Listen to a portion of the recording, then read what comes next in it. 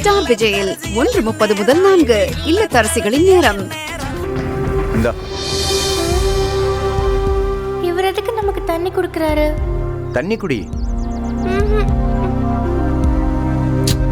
ஏய், உன்னை யார் இங்க நிக்க வச்சுட்டு போனாங்க?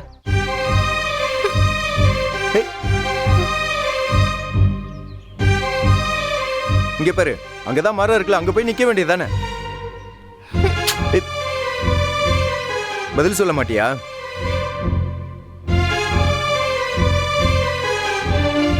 சரி, இந்த தண்ணியாவது குடி.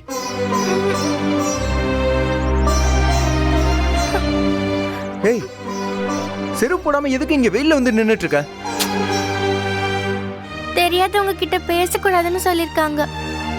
நீங்க என்ன கேட்டாலும் நான் எதுவும் சொல்ல மாட்டேன்.